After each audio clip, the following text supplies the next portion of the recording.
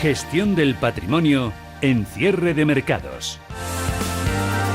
Tertulia de mercados, gestión del patrimonio, hoy con Juan Manuel Vicente Casadeval, es asesor del Fondo Multiciclos Global y EAFI. Juan Manuel, ¿qué tal? Muy buenas tardes. Muy bien, muchas gracias. ¿Cómo va todo? Todo bien. ¿Sí? Sí. ¿Seguís con dudas pese a esas revisiones al alza que ha hecho el Banco Central Europeo para el crecimiento y la inflación? ¿Mantenéis...? Sí, Europa nunca ha sido negativo. Lo que decimos es que Estados Unidos nos parece que ha hecho tope su crecimiento económico. Pasa que si Estados Unidos no funciona, el resto tampoco, efectivamente. Lo que está por ver en Estados Unidos es qué pasa si estos dos o tres últimos trimestres de crecimientos por encima del 3% van a ser sostenibles en los próximos trimestres. Yo creo que se ha hecho tope, o sea, no veo aceleración de la economía norteamericana y hay un riesgo potencial que está por ver, lo llevamos diciendo mucho tiempo, hay que analizar los indicadores adelantados en las próximas semanas, 2 meses, para ver si ese tope se traduce en una desaceleración cíclica o a lo mejor hay un poco de momentum y continuamos 2 o 3 trimestres más creciendo por encima del 3% en Estados Unidos, o alrededor del 3%. Y en Europa sí. El momentum es positivo, es decir, que es clarísimo lo que salió, las declaraciones del Banco Central Europeo de hoy son consistentes con todos los datos que están viendo de indicadores adelantados, que todos te están diciendo que el momentum en la economía europea es claramente positivo. Puede parecer una pregunta muy ridícula, pero en un mismo fondo te puedes poner corto en Estados Unidos y largo en Europa, ¿no? Correcto. Y de hecho hay gente que lo está haciendo. Javier Monjardí, director de análisis de Tresis. ¿Qué tal? Muy buenas tardes. Hola, buenas tardes. ¿Vosotros cómo lo veis? A raíz ya que hemos pasado ya a la Reserva Federal y el Banco Central Europeo, no sé si se han despejado de alguna manera incógnitas o no. Pues incógnitas, la verdad que pocas se han despejado porque desde nuestro punto de vista a día de hoy tampoco hay tantas en el horizonte. O sea, tenemos incógnitas en cuanto a lo que puede ser la inflación, lo que puede ser la evolución de China, si sigue creciendo estas tasas o un menor crecimiento y el impacto que puede tener en las materias primas. Pero lo que es a grandes rasgos, nosotros somos positivos. Tanto en la región europea, en Europa, estamos pues un poco en línea con las revisiones al alza de crecimiento que ha hecho el Banco Central Europeo esta misma mañana, a mediodía. Lo mismo que Juan Manuel, al final los indicadores adelantados pues están mostrando un crecimiento relativamente sólido.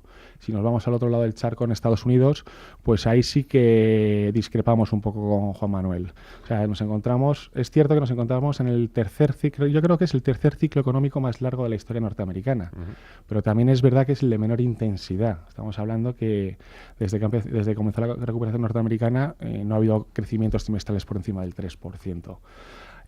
Pensamos que va a seguir, los indicadores adelantados pues eso están descontando, muestran mucha fortaleza en Estados Unidos y tenemos otro factor adicional que es la reforma fiscal.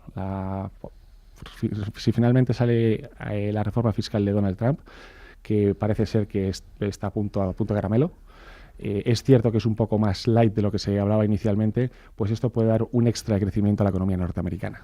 Bueno, que el ciclo económico sea muy mayor, no quiere decir, hay señores mayores que tienen muy buena salud. No quiere decir que si tiene 70 años no pueda llegar a 90, correcto. Déjame elaborar un poco más el tema de los indicadores adelantados, porque normalmente veo un defecto al usar este tema de los indicadores adelantados. Creo que hay que ser un poco científico. Entonces nosotros lo que hacemos es seguir a casas que se especializan exclusivamente, somos una sociedad especializada, ¿verdad?, exclusivamente en seguir el ciclo norteamericano, y que tienen un buen track record, un historial de 2 décadas, de ir adelantando lo que va a pasar. Todos sabemos que el primer trimestre de 2018 el crecimiento del PIB norteamericano va a ser alrededor del 3 anualizado otra vez. Nos lo están diciendo los datos. Lo importante es saber qué va a ocurrir en los próximos 3-4 trimestres. ¿Qué va a pasar en la segunda parte de 2018? ¿Vamos a tener una desaceleración o no? ¿Podemos anticiparla? Y de esto es lo que se trata, de tratar de anticiparla. Y hablo de 2 casas, por ejemplo. Una se llama ECRI. Para los que hablen inglés, por ejemplo, o sea, manejan leyendo inglés, a lo mejor es un poco técnico, pero se pueden ir a la web, hay cosas en abierto, para otras hay que pagar, y se especializa desde hace décadas en analizar el ciclo económico en Estados Unidos. Hay otra casa, por ejemplo, sudafricana, muy conocida, que tiene un nombre muy de esto, que es Recession Alert, es decir, se especializan exclusivamente en tratar de avisarte de manera anticipada de si viene una recesión en los Estados Unidos o al revés, estamos en una recesión y se va a salir de una recesión. Y estas 2 casas, por ejemplo, que para mí, lo que es track record demostrado, son las 2 de las más potentes, Ambas coinciden en que alrededor de marzo, abril, mayo, por eso digo esa primavera, la economía norteamericana, los indicadores adelantados agregados y estudiados de manera científica, hicieron tope. Desde entonces han ido bajando poquito a poco, en las últimas semanas han repuntado, por eso mucha gente se ha puesto muy positiva, pero son datos, eso es ruido, es decir, lo importante es ver la tendencia, y la tendencia parece indicar un tope en la primavera. Por eso, por ejemplo, yo no veo crecimientos del 4, o sea, lo que no veo es aceleración.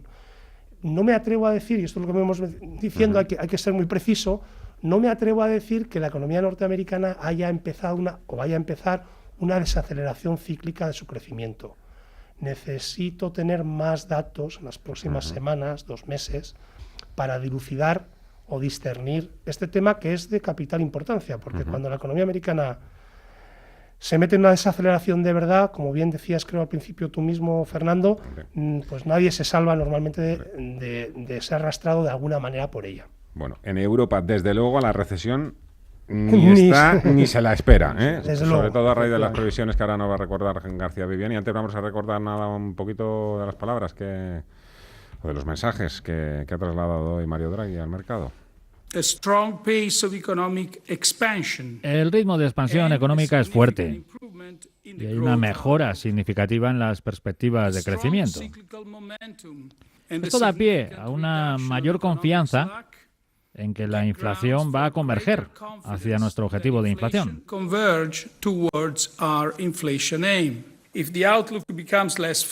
Si las perspectivas se vuelven menos favorables o si las condiciones financieras se hacen inconsistentes con un mayor progreso hacia un ajuste sostenido con el objetivo de inflación, estamos dispuestos a aumentar las compras en términos de tamaño y o duración.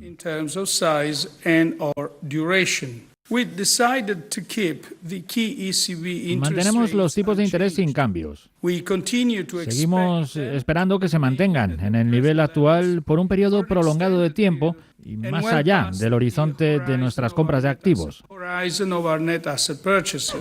Viviani, ¿recuerda esas previsiones de crecimiento e inflación? Empezando por las últimas. Precios. Dejamos atrás las de este caduco ejercicio. Nos fijamos a partir de 2018. Se espera una tasa del 1,4%. En septiembre se estimaba del 1,2%. Para 2019 se iría la tasa al 1,5%, en línea con la estimada en septiembre. Y ya en 2020, ese 1,7% sobre el que le han preguntado a Draghi si sería suficiente para él. Crecimiento PIB 2018 2,3, 5 décimas más que lo previsto en el mes de septiembre. 2019 1,9 y 2020 1,7%. 2018 2,3, 5 décimas más. ¿Qué destacáis en primer lugar? Eso, que haya mejorado la previsión de crecimiento o la inflación. La inflación, nada, es que en 2020, por mucho que diga Draghi que va convergiendo, nada, es que en 2020 1,7, todavía estamos lejos del 2. Es que estamos en un entorno en el que es complicado ver repuntes significativos en la inflación. Al final, las previsiones de Draghi las ha dejado claras. Hasta 2020, 1,7. Todavía 3 décimas del objetivo. ¿Por qué decimos que no hay inflación y ni se le espera en un periodo de tiempo relativamente largo? Pues básicamente porque en Europa nos encontramos con una tasa de paro elevada, estamos hablando de en torno al 9,1 en lo que es la región. Es cierto que hay países con unas tasas de desempleo bastante más bajas, como puede ser Alemania, que se podría decir que está en pleno empleo. Nos encontramos también con unos niveles de productividad en todo el mundo desarrollado bastante bajos, incluso negativos, con unos salarios reales estancados. Y también hay una serie de factores demográficos que no son favorables para la inflación. Estamos hablando de una pirámide de población invertida, motivado principalmente por una baja natalidad y por una alta longevidad. Estos factores van en contra de la inflación. De ahí que las previsiones del Banco Central Europeo, y me atrevería a decir que prácticamente el consenso del mercado, unas inflaciones bajas durante un periodo de tiempo largo. Juan Manuel, ¿quién se pregunta si en algún momento incluso el BCE podría desvincular el QE de los objetivos de inflación, ¿no? Sí, coincido con las apreciaciones de Javier. No se ve inflación. Las razones creo que ha mencionado Javier son las mejores razones que a uno se le pueden ocurrir en estos momentos de por qué no hay inflación. En Estados Unidos incluso, fijémonos en Estados Unidos, volviendo un poco a la gran economía mundial, la tasa de desempleo en los últimos datos estaba en mínimos de 17 años. Es decir, desde el año 2000 no había una tasa de desempleo tan baja. Sin embargo, tampoco hay inflación. De hecho, está en una desaceleración cíclica la inflación y por debajo también del nivel objetivo de inflación de la Reserva Federal. Luego, esto es un problema no solamente europeo, sino global. Lo que está claro es que los bancos centrales siguen siendo muy acomodaticios a ambos lados del Atlántico. Y yo creo que de momento, como no ven inflación tampoco, pues no les preocupa el ser todo lo acomodaticios que crean, ¿no? Que hay que ser. A la práctica ya, para estos últimos 4 minutos. Fondos mixtos han sido los más demandados en 2017. ¿Van a ser también las mejores apuestas para 2018? ¿Qué tiene que tener un fondo mixto? Un fondo mixto, de nuestro punto de vista, lo que tiene que tener es flexibilidad real. Es decir, que el gestor, en función del entorno de mercado, vaya adaptando su cartera. Este año es cierto que los niveles de volatilidad han sido mínimos. Hemos tenido 2 episodios puntuales e incluso, yo me atrevería a decir, un episodio puntual que fue durante el mes de agosto. Para el año que viene nosotros pensamos que la volatilidad va a volver a los mercados y aquí será clave esa flexibilidad. Dentro de esa flexibilidad es dentro de todos los tipos de activo, dentro de los instrumentos que puede llegar a utilizar y eso es para nosotros básico. Claro, todo eso tiene que ir asociado siempre a una información sobre el producto bastante detallada y con una periodicidad relativamente baja. Porque si no, no vamos a saber en qué estamos invertidos. Eso es uno de los factores principales. Dentro de los mixtos también a la hora de seleccionar uno o fijarnos en uno u otro, el abanico que hay es muy amplio a día de hoy.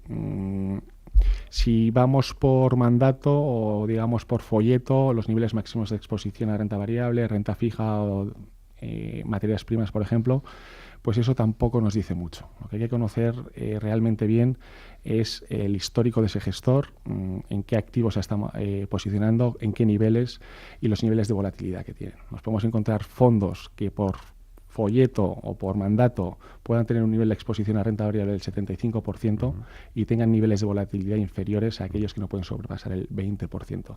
Esto básicamente es un poco por el posicionamiento y el conocimiento, el posicionamiento histórico que tiene el fondo y ya el conocimiento del propio gestor nos podemos hacer una idea de por dónde se va a ir moviendo. Yo, por aportar algo diferente a lo que está mencionado Javier, puedo dar nombres, por ejemplo. Yo creo que al final la gente también busca un poquito de guía. Les puedo mencionar gestoras que tienen, en mi opinión, una buena franquicia en esto de gestionar los fondos mixtos clásicos, ¿vale? Yo estoy hablando siempre de mixtos clásicos que normalmente fijan un nivel de riesgo, puede ser la volatilidad como menciona Javier o puede ser niveles de exposición, etcétera, y que gestoras pueden tener una buena franquicia. Aquí en España es un clásico, pero yo creo que lo hacen bien.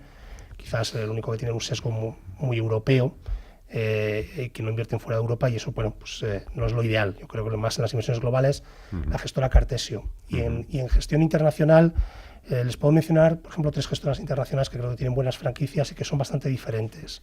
Una es de reciente llegada, es alemana, se llama Flossbach. Lo voy a pronunciar en españolizado. Perdón, Juan Manuel, si consigues pronunciarlo, te hago la ola. Pues lo voy a hacer en español total. A ver, Flossbach, un alemán que no me escuche, por favor. Flossbach von Storch, ¿vale? Esta gestora se especializa en mixtos y creo que tiene una buena franquicia. Otra gestora internacional interesante, más reciente y que es producto poco conocido, pero que aporta cosas, es Aberdeen.